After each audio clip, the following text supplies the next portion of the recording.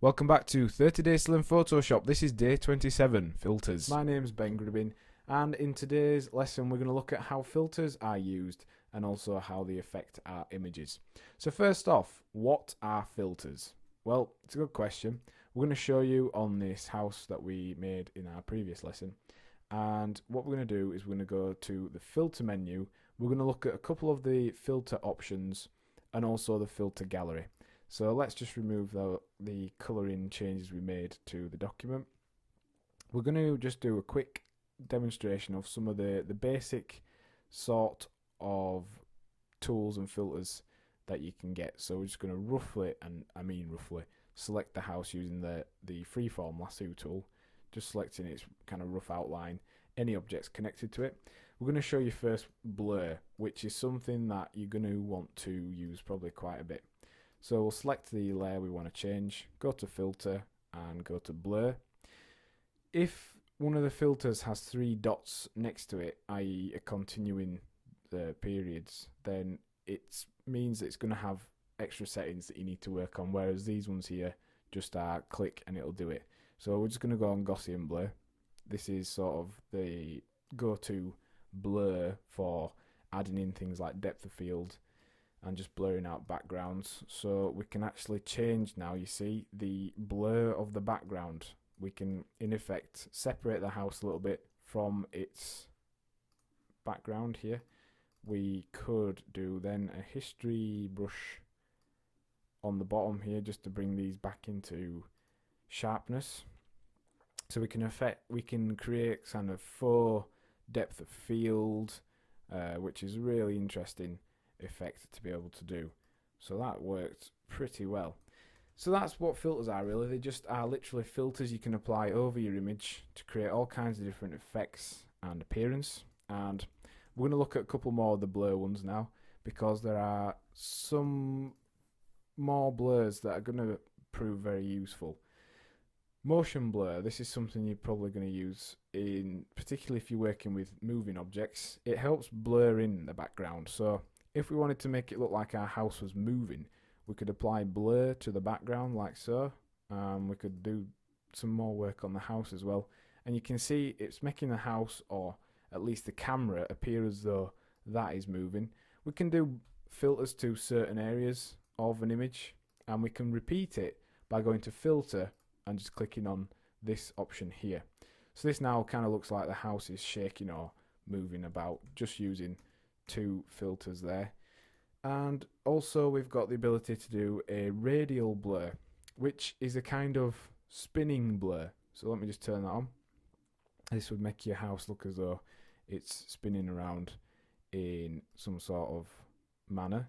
That's quite an extreme effect, and you'll notice because it's distorting and pulling the image, it's actually started to make it transparent at the top because we've run out of things to be able to blur. So let's just do a little less strong radial blur. So let's turn that down. This doesn't have a preview on it, so it is a little bit sometimes of kind of just experiment, see what happens. So that's radial blur. You can use that on circles, on wheels.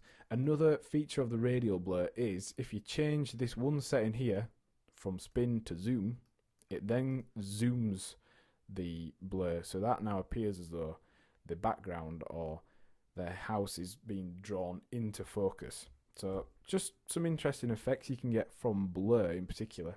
There's loads and loads of filters, and unfortunately, we don't have time to cover them all. But let's have a look at Pixelate, which is one of my favourite ones, and particularly Mosaic. This is the sort of effect you see when they blur out people's faces or car registration plates on TV programs and stuff. That's the sort of effect you get. You can also create kind of faux 8-bit computer graphic images with it. It's quite an interesting effect. If we were to do it to the whole of our image, it kind of makes the house just look like we've made it on a really old school graphics editor. So that's an interesting effect. You can do pixelation. There's actual loads of different types of pixelation. You can do pointillize, and it's just a matter of playing around, seeing what happens, and just changing the effects and experimenting with them.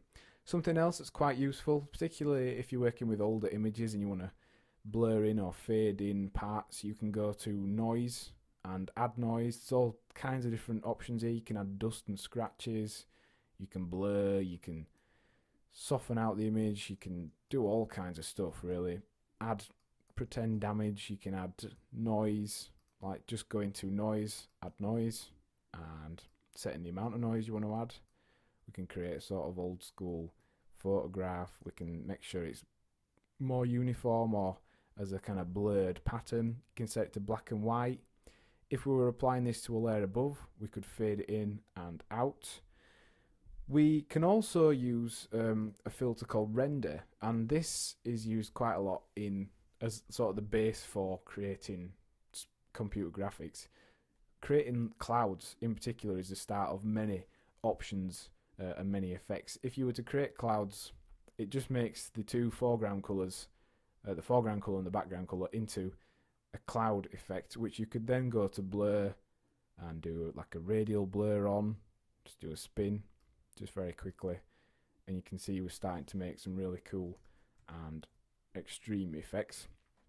And then finally, the filter gallery is kind of different to filters because in effect it combines a group of filters to make certain effects. So let's just zoom out. This is our preview here, and we've got 6 different groups of filters we can apply. We can make sort of pretend coloured pencil drawings. It's using our foreground colour here. We can do cutouts, so these are like collages. We can do all kinds of stuff using this tool. It's very handy. It's quite fun to play around with, so experiment, play around with it, see what you can create. There's so many different styles and options here that it'll probably keep you entertained for quite a while. So just play around, see what you can find. There's some effects that you think, well, I've probably never used that, but you would be quite surprised.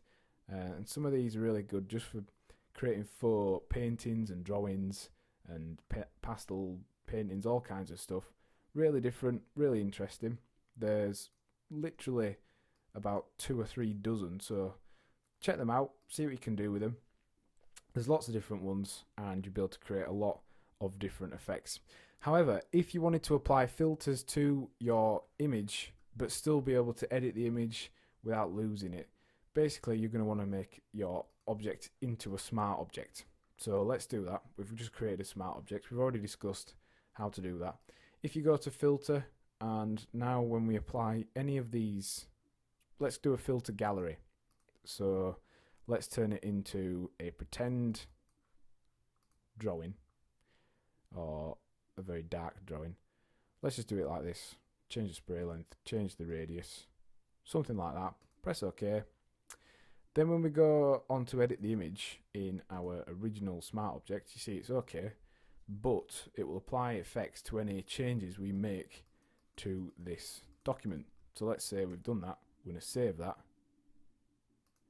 Go back, you can see it's added in those effects. So that's quite useful for being able to edit blurs and just being able to change the strength of the filter and effects you've applied. You can actually turn down the opacity just by double clicking on it. You can change the actual filter itself.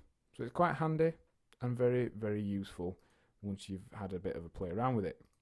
So what have we learned in today's lesson? Well, we've considered basic filters, and we've also looked at the filter gallery.